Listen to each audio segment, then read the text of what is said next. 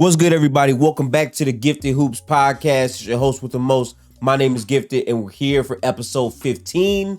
This is a follow-up to the last episode we had where we were reviewing the 2023 NBA season. But before we get to the rest of that conversation and my biggest takeaways from that season, we have to start here with the Jaylen Brown SUPERMAX contract extension. Before we get to that, though, make sure to like, comment, subscribe, all things of that nature to the Gifted Hoops podcast on YouTube, Spotify, and Apple Podcasts. Really appreciate the support.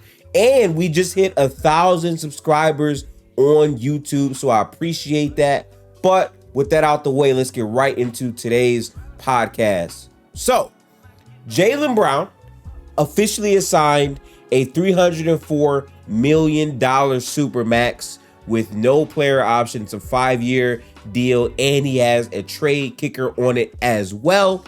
First, I want to say shout out to Jaylen Brown. Before we talk any basketball, before we talk any hoops, before we break down if I believe he's worth it or not, shout out to Jaylen Brown. I love to see black men get paid. I love to see young athletes get paid, and Jaylen Brown just secured generational wealth for himself and his family. He is now currently the highest paid player in the NBA, and the way that he grew up and all of these things, a lot of people counted him out, and he's made it to this level of success. So big shout out to Jaylen Brown. But let's talk hoops, y'all. Let's talk hoops. So to me, my gut reaction is this is bad. I think this is not great for the Boston Celtics because contributing 35% of your cap to Jaylen Brown when you have not SUPERMAX Jason Tatum yet, which you probably will, is going to severely hamstring the roster.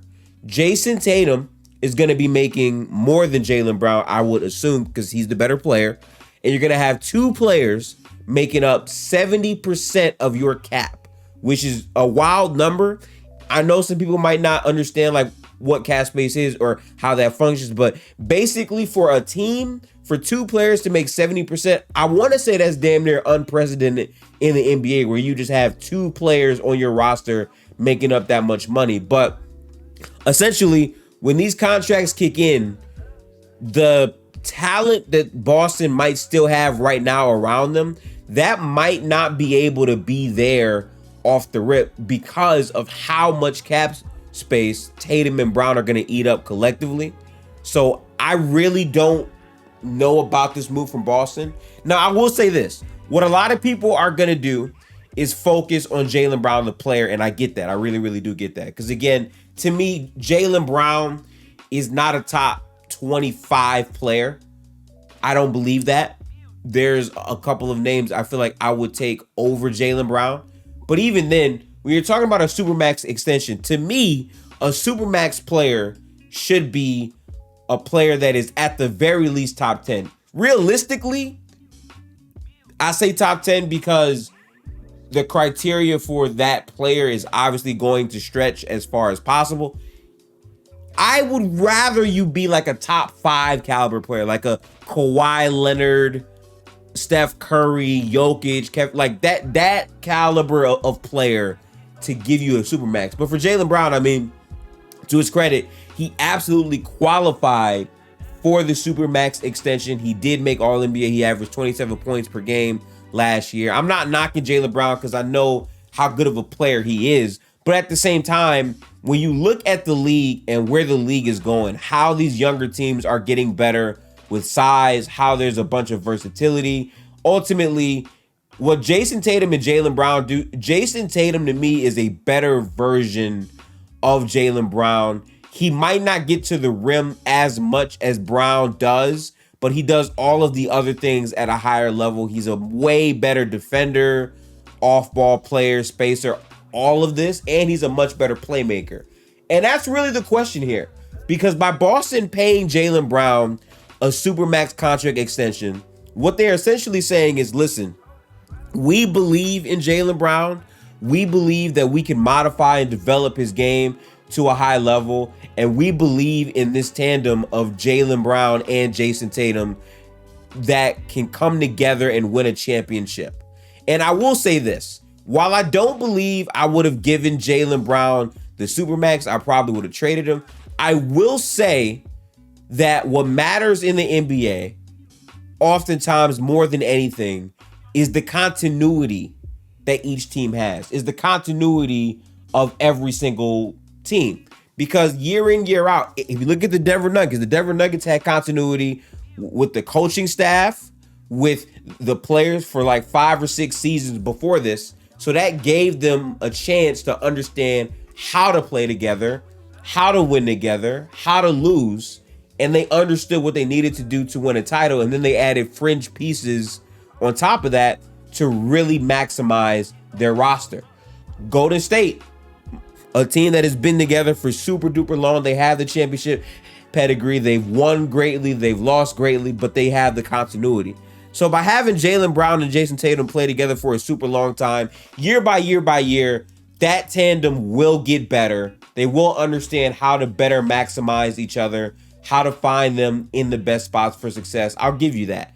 The only issue, though, is Boston has gone as far as they've gone because they've had Jason Tatum, they've had Jaylen Brown, but they've also had a complete roster around these guys. Marcus Smart was a big part of this team in terms of his POA defense, his switchability, even on bigs at times, which is just outstanding to see from Marcus Smart. And what goes underrated is the secondhand playmaking and ball handling ability that he brought to Boston as an option to go to as well, which kind of put Jaylen Brown more in the off-ball role so he could be this guy that catches the ball, explodes, shoots threes, and has an easier role to function in their offense. But with Smart gone, White for right now is essentially taking up that role, but Jaylen Brown is going to have a lot more expected of him. Because even if he's in that role now, I'm telling you, once this team gets 3 to 4 years in, and those Supermaxes are both active for Tatum and Brown, Brown is going to have to elevate his game in those areas because Boston simply is not going to have the resources to make up for those deficiencies with high-level role players because they won't have the money to sign these guys. In my opinion, obviously. I mean, 2 guys eating up nearly 100% of the cap is very, very, very, very, very concerning. But what this is another sign of is Boston is looking at their window and saying, we need to maximize this now. Let's pay Jaylen Brown, let's pay Jason Tatum, and let's win with Porzingis right now. So Jaylen Brown signing this extension to me puts a lot of pressure on Boston in the short term to win a championship. Because year in, year out, we understand how good Boston has been. We understand how competitive they've been. We understand all of these things. But at a certain point, you have to get it done. So by paying Jaylen Brown this much money, this is Boston betting on themselves, betting on their players, understanding that, hey, we might not get another crack at this in free agency. We might not get another player. We might not be able to develop another player like we did for Jaylen Brown. Let's just fully maximize the vision, win, lose, or draw. We're going to stay committed with what we have. And I'm not too mad at that because, again, continuity is key. I guess my question would be, how high am I on Joe Mazzulla figuring it out as a head coach? Again, I do think he was a great offensive-minded coach. I just don't think he was a consistent coach with adjustments and changing that stuff in the playoffs. But to be very fair to Joe Mazzulla, he did not have the assistance that he wanted initially. It was not up to him. He had to basically come in and completely take over a team. And they basically tried to keep it as similar as possible, but the defensive identity kind of slipped. So if you're Boston, you hope that you pay Jaylen Brown and Tatum. They come back next year better. Porzingis can offer a lot in your offense, and you can really maximize these players on both ends of the floor. And you pray that with Joe Mazzulla coming back for year 2, there can be drastic improvements from the roster. So shout out to the Boston Celtics. We'll see how this pans out for them for this upcoming season. I think last year they did have a very impressive season as well, but the inconsistencies in their half-court offense and the chemistry between Tatum and Brown in terms of taking over the games at different points, they still need to figure that out. But shout out to Jaylen Brown because that boy indeed got the bag. But let's transition to something important and something key here. Ja Morant and the Memphis Grizzlies. So I first got to say, Ja Morant is a good player. Ja Morant is a really good, really impressive player for the Memphis Grizzlies.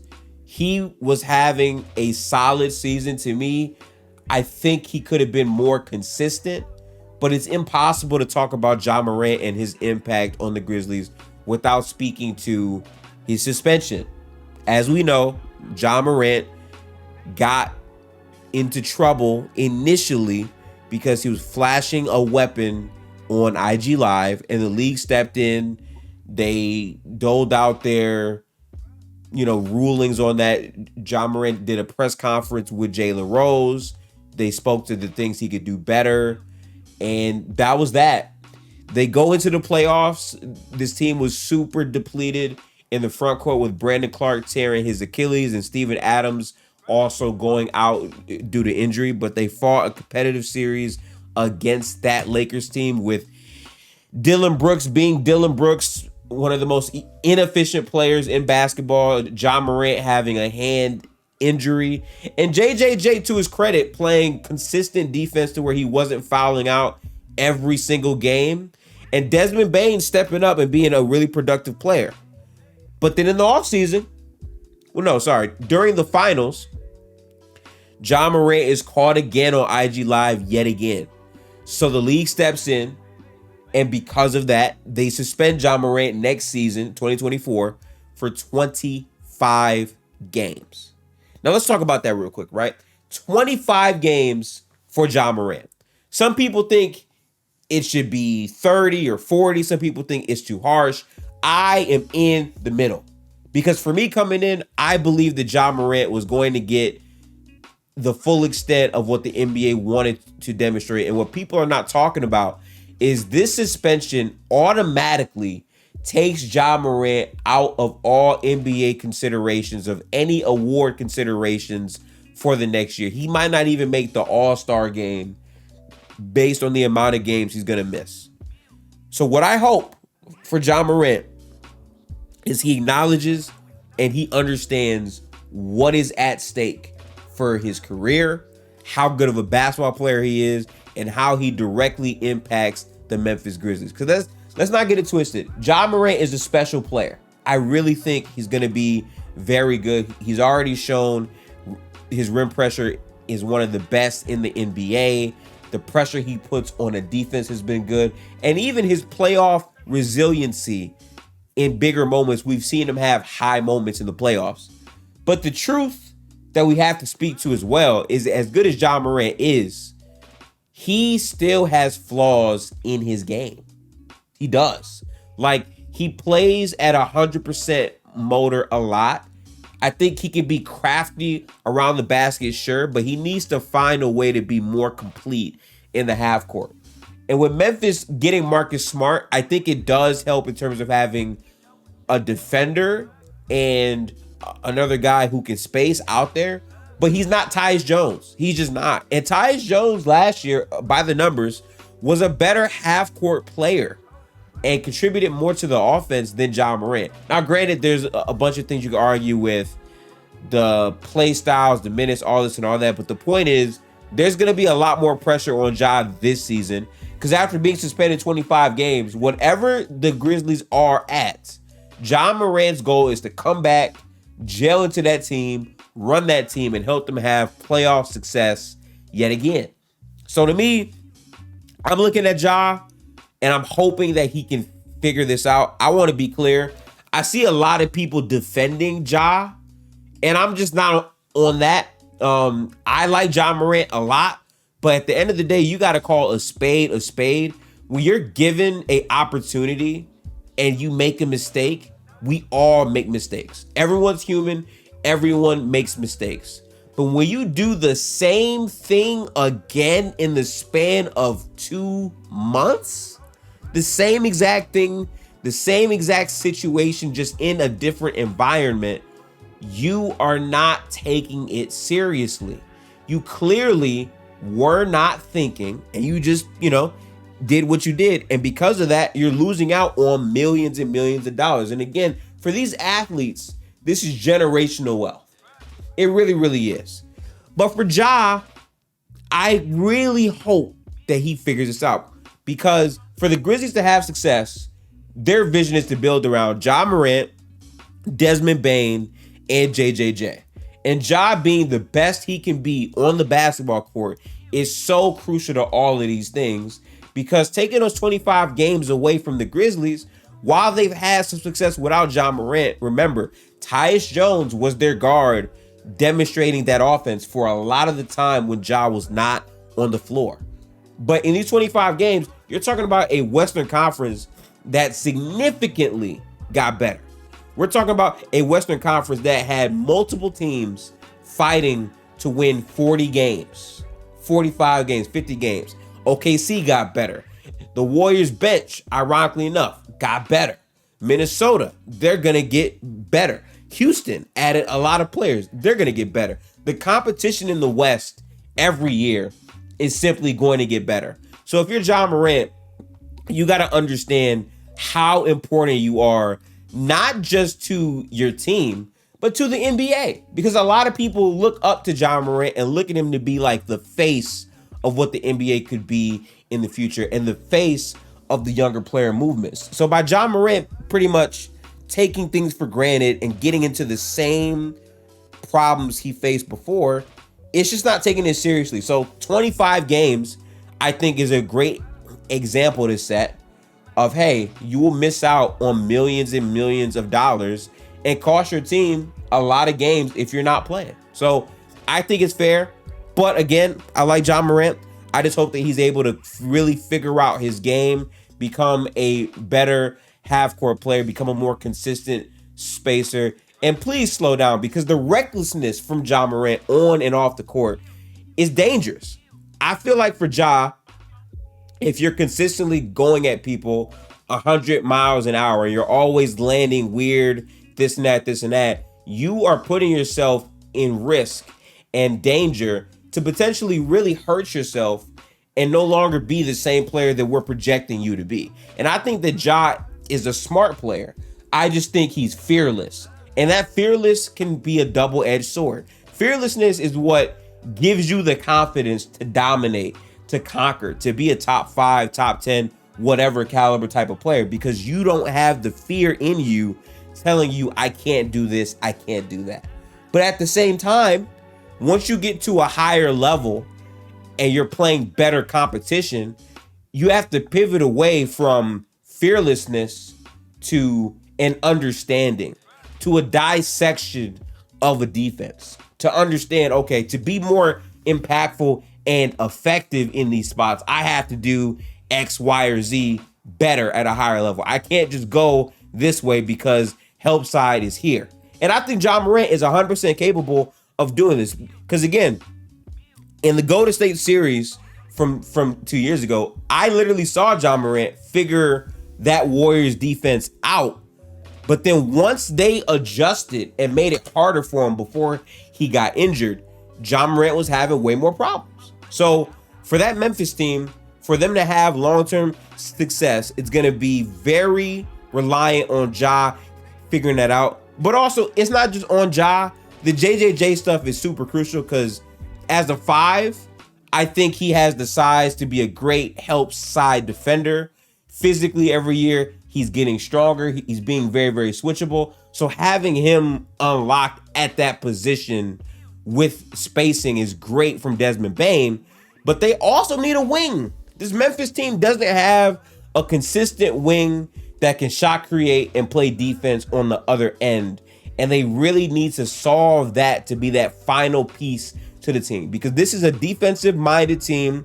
They just added a defensive player of the year in Smart, who is great and can play up, but ultimately he's not a wing. He's still a smaller guard. So those are my thoughts on Memphis. I do like their team. A lot of people, once again, are going to count them out and say they can't make the playoffs. Every year they have outperformed expectations. Even I have counted against them certain years and they've proven me wrong. So they have my respect. And I do like Memphis and what they're doing. I hope that they can shift the culture around from last season and change some stuff. So Shout out to them. But now, let's pivot to one of my favorite players in the league and one of the most interesting teams in the league. That's right, y'all. We are talking about Anthony Edwards and the Minnesota Timberwolves. So from last season, I gotta say this, man. I gotta say this. Coming in, and this might age bad. Coming in, I did say I thought the Minnesota Timberwolves could be a top 3 seed. I did. I like Gobert a lot. I feel like a lot of people underrate what he did for the Jazz, the way that he carried that defense. And I thought pairing that with a team that has a bunch of size, length, and wings, I thought that could be a really solid team. They did not make a top 3 seed, but Cat was hurt for the majority of the season. The way they started out their season, I don't think Anthony Edwards was in the best shape to start. Cat was also already dealing with like a virus or something like that. And Gobert just did not know how to fit into that system at all. And they struggled significantly. But once Cat got hurt, it forced that team to figure more things out. They started to take the ball out of D'Angelo Russell's hands more, and they gave it to Anthony Edwards, and Anthony Edwards took a dramatic leap. He was a much more efficient player. The defense was there, but the bigger thing is the responsibility on his shoulders for what he had to do for that team was there at a much higher level. He was tasked with taking the ball and playmaking more, getting to the rim more, spacing more. Just his offensive responsibilities went up tremendously. But while that's true about Anthony Edwards, another player that took a dramatic leap that I love is Jaden McDaniels. Jaden McDaniels was so good last year. One of the best defenders. The versatility that he was giving them on defense was great. And just watching Jaden and Ant just want to guard the best players every single possession, seeing them switch out on Luka, Kyrie, Kevin Durant, and just really hunting and taking pride in the defensive end was so fun to watch as a fan. So like seeing them really figure these things out towards the end of the season was great. And then once they added Cat back, this Minnesota team looked very scary to close out the regular season. And I get it. They didn't make the playoffs as a top 6 lock. That did happen. But again, that team was figuring things out at the end. And then they go into the play-in game where there's no Jaden McDaniels because he broke his hand. I forget if he played or not there, but he wasn't there for the playoffs. But the point is, in the Lakers play-in game, the effort, like Cat was playing super well. Anthony Edwards could not buy a basket, but the defense from Ant was crazy. And Anthony Edwards was also sick in that matchup. So they lose the play-in narrowly, but they survive. They make it out of the play-in. They make it to the playoffs, and a lot of people have them getting swept by Denver.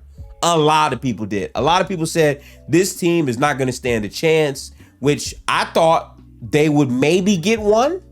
But as you watched the series, it became lopsided. But the way they fought every single time, like for Jokic, I think Jokic was the most inefficient version of himself in the playoffs versus this Minnesota team. Rudy Gobert was pitiful on defense to start the year, but towards the end of the year, he really picked it up. He figured out exactly how to fit in their system more defensively. And in that series, he did a really good job in the paint. Karl-Anthony Towns was in foul trouble pretty much every game, but I did like some of the efforts that he made on the defensive end. But ultimately, for them to win a game, Anthony Edwards was tremendous. And again, in this series, he averaged 30 points per game, just giving them everything that he had. And in that game 4, he refused to go home. He really did. He fought super duper hard.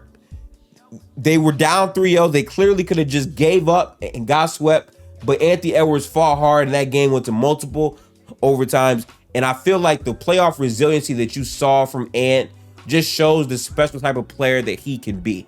So again, if you are the Timberwolves, the context is Karl-Anthony Towns missed the majority of the season. Anthony Edwards took a leap. Jaden McDaniels took a leap. Rudy Gobert started to figure it out at the end of the season. Then you traded D'Lo for Mike Conley, who was a much better fit and a much better playoff performer for that Minnesota team as well. So for them, it's like, okay, we now have an entire offseason to look at the sample size of what worked, what did not, how can we improve? And knowing that you have a young budding superstar in Anthony Edwards, you now have the potential to be a much better team next year. Right? Now, where do they actually top out? I don't know. I think that I would lean towards them being a top 6 lock, considering the fact that defense looks absolutely legit and there's more leaps to be made. They were able to retain Naz Reid, who was a tremendous player for them last year. Great spacer, great defender, great effort guy who just fits in perfectly to what they want to do. They also kept Nickeil Alexander-Walker, who I've been high on since the Pelicans, but it never really like fully showed itself like that. But in the playoffs, he had very big moments in the playoffs. So I really like what he could be for this team as a backup guard as well. I just think this team has the talent. Like, their top 6, Jaylen, Cat, Gobert, Anthony Edwards, Mike Conley, McDaniels, Kyle Anderson, Naz Reid, like all the names I just mentioned, those names are real names. They're good basketball players. So I think that fits in well with their goal and their vision. Now, do I believe that they can win a championship? That is the question. I think they're still young. I think Gobert's getting older. I'm not sure about the timeline. I don't know if they can win a title with this current build. I think some things have to change. Karl-Anthony Towns might have to get traded to accomplish that vision. I don't know. But ultimately, I think their goal is to get better with the process and go further than they did last year. They made the playoffs. Great, Minnesota. You made the playoffs. Now let's get out the first round and really compete. Let's aim for a conference finals. Let's aim for the second round. Let's make dramatic progress from last season, because that's really what the trade is going to be judged on. Are you getting better? Are you making progress? Are you a top 6 slot? If they did all of this just to be this playing team that barely gets in, it's a failure, right? So for me, seeing them have those challenges addressed this season is going to be the number one thing that I look at. But I really look forward to Anthony Edwards more and more because Anthony Edwards is just a very fun player. He tries extremely hard. He has a great personality, but on the court, he's a flat out bucket and he's relentless. And again, in that playoff run, they really gave the keys to Ant, and Ant was delivering night in and night out. And this is again a younger team that doesn't have the continuity just yet with their current build. But I think the answer is you filled it out. You work hard during the offseason. You work on trying to make things fit. The chemistry of the team is going to be better. And year 2 Rudy Gobert is something I am super interested in. I'm going to be watching more games from the Timberwolves this season. I'm literally going to have a spreadsheet where I track the amount of games I watch for pretty much all of the teams I watched this year, because I have to see what year 2 Gobert looks like. Because ultimately, you can say what you want about this team maybe not having great guard POAs. I understand this, but it's so dramatically better than whatever he had in Utah. And I really feel like the first year he just wasn't trying to step on people's toes. He was trying to figure it out. And towards the end of the season, you saw him kind of figuring it out. So now that you have an entire offseason to like rest and really like lock in on these things, I think they can be a very productive basketball team. So that's what I'm looking forward to. And I also hope that Cat can just play better. I like Cat a lot. Offensively, he's good, but year in, year out in the playoffs, he just winds up being a dud on the offensive end. The rebounding was sensational from him in the playoffs, and you saw the effort, but I need him to become a better and more consistent offensive player if this Minnesota team is going to realize their dream of going further in the playoffs and potentially winning a championship in the next couple of years. But it's more likely that he'll probably get flipped or traded. But overall, those are my thoughts on the Minnesota Timberwolves. Another takeaway from last season that I have has to deal with the Cleveland Cavaliers. This is a team that worked extremely hard to get to where they got. They were a great team during the regular season. The defense was absolutely legit with Evan Mobley and Jared Allen. But ultimately, we came into the season understanding what a flaw for this team would be, and that would be the 3 position, the wing. Where is the wing that can play defense, shoot threes, and play hybrid in between the front court and the back court? Because ultimately, what Cleveland is a backcourt of dynamic offensive players who can get cooked on defense, and the front court is a great defensive combination that sometimes will not be respected almost at all on the offensive end. It's literally inverted. There's like high-powered offense from the backcourt, high-powered defense from the front court, but on the other side, they're damn near liabilities on the other end. And I think Evan Mobley is significant in this because I think he's really good. I think he can actually develop himself to be an offensive positive. I think there's some great things he can do. But at the same time, I can't lie, Jared Allen in the playoffs, as much as I like Jared Allen, he was getting dogged out by Mitchell Robinson versus the Knicks. He could not get an offensive rebound.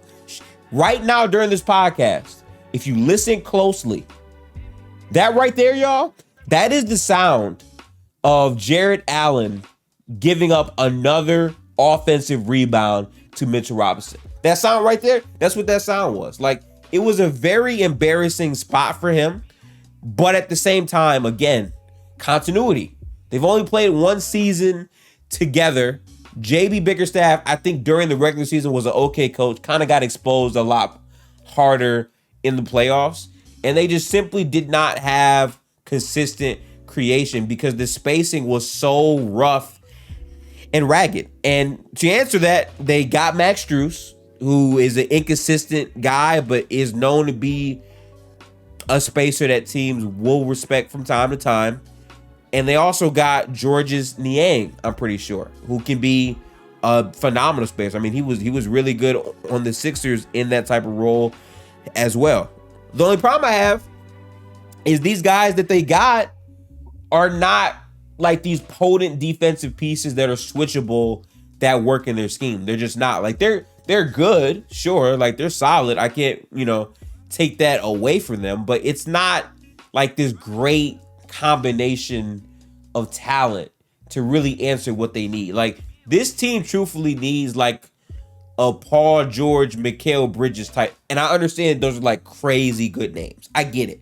But they need a wing who can do these things. Like, LeVert is cool, but he's a guard. He's not really like this 3 who's going to lock up on defense, shoot threes, and fit into their system more. So to me, it's very interesting. And the writing is kind of on the wall. Because I'm hearing people say Donovan Mitchell might not sign the extension.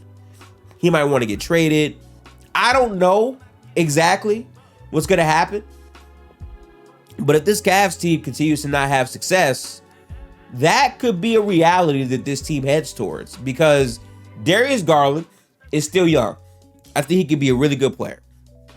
Jared Allen is locked up for a long time. He's also young. Maybe he can really figure out what he needs to figure out on the defensive end at a higher level, especially in terms of rebounding. Oh, hang on.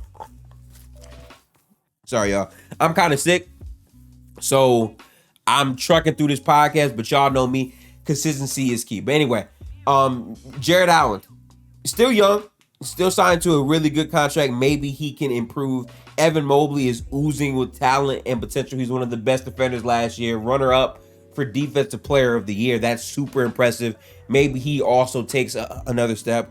But for Donovan Mitchell and Darius Garland, you're going to have to figure out how to be better against more physical defenses in situations where the spacing does not benefit you like that. Because that Cleveland team is still going to be rough in spots, and they're going to have to compromise offense and defense pretty much all the time with their current combination of talent in the front court and the back court. So it's interesting stuff.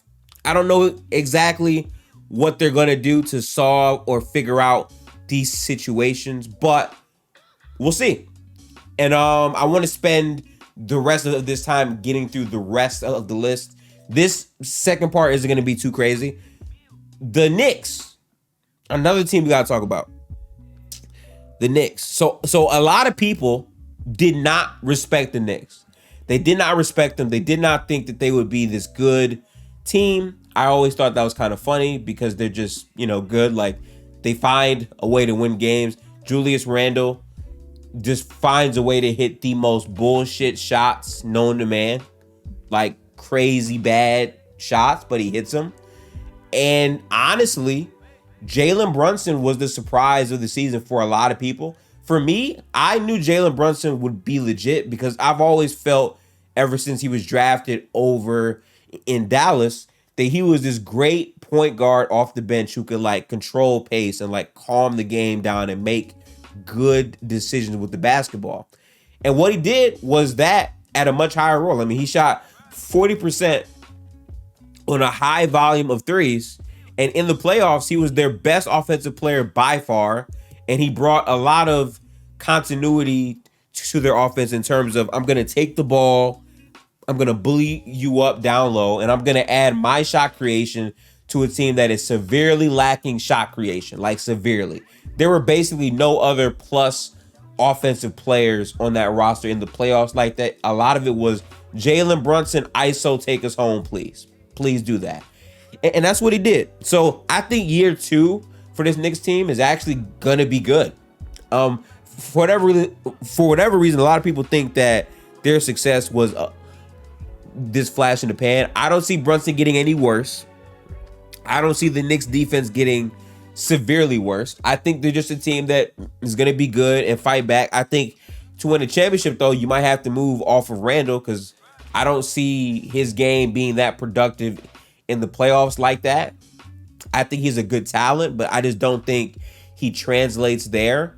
And I would rather see Brunson with like another bigger wing who can play defense and shoot the 3 ball at a higher level than Randle. Because I think what Brunson has shown is he's clearly going to be the number 1 option on this team in terms of shot creating and also the decision making. Because his decision making, like his IQ as a player, was very productive and very smart.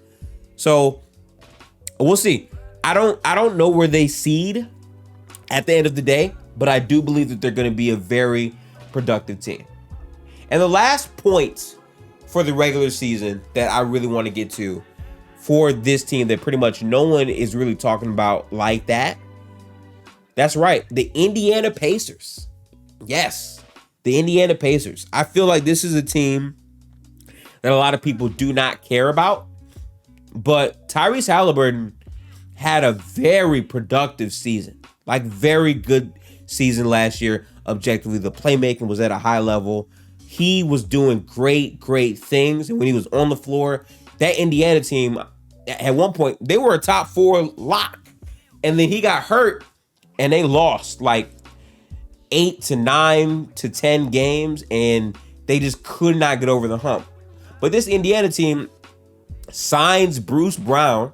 I understand he got the bag. He kind of got overpaid, but I think Bruce Brown is really good. So this team can be really good, especially if Halliburton stays healthy. Because again, the leaps you saw Halliburton take as a on-ball creator, way more with the ball in his hands. He was very productive, very smart, high IQ player. Doesn't make that many errors with his decision making. He fits perfectly into what they want at a higher level. He really does. So for me, how I look at it is you now have year 2 of Halliburton in that offense, in that system. Mathurin could potentially take a leap, and they got other productive players they drafted. This team is still very young. They still have Miles Turner, but they can be good. Now, are they a team that emerges and makes the playoffs in the East? I don't know. Me personally, I don't think the East is that strong, so it's possible. It wouldn't surprise me, but I think their immediate goal is to just come in, make the playoffs, potentially make the play-in. I think they will be good enough to guarantee a play-in spot. I think Chicago probably falls off of a cliff next season. We'll see what happens, but I like this Pacers team a lot.